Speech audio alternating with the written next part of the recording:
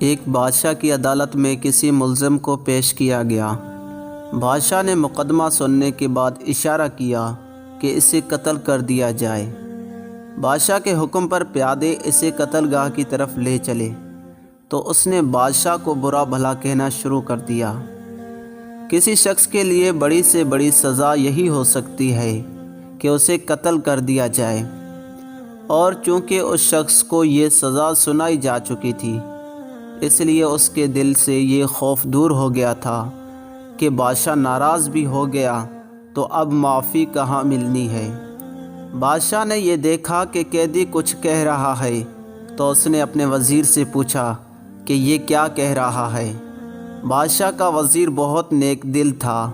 اس نے سوچا اگر ٹھیک بات بتا دی جائے تو بادشاہ غصے سے دیوانہ ہو جائے گا اور ہو سکتا ہے قتل کرانے سے پہلے قیدی کو اور عذاب میں مبتلا کرے۔ اس نے جواب دیا، بادشاہ سلامت، یہ کہہ رہا ہے کہ اللہ پاک ان لوگوں کو پسند فرماتا ہے جو غصے کو ضبط کر لیتے ہیں اور اللہ کی مخلوق کے ساتھ بھلائی کرتے ہیں۔ وزیر کی بات سن کے بادشاہ مسکرا دیا اور اس نے حکم دیا کہ اس شخص کو آزاد کر دیا جائے۔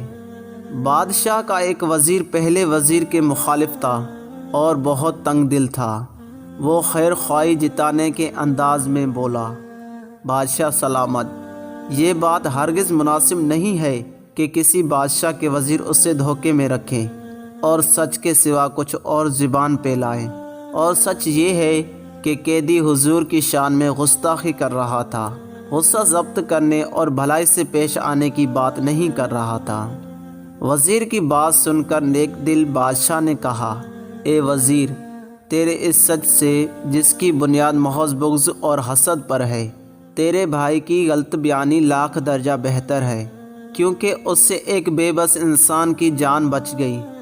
یاد رکھ، اس سچ سے جس سے کوئی بہت بڑا فساد پھیلتا ہو، ایسا جھوٹ بہتر ہے جس سے کوئی برائی دور ہونے کی امید ہو۔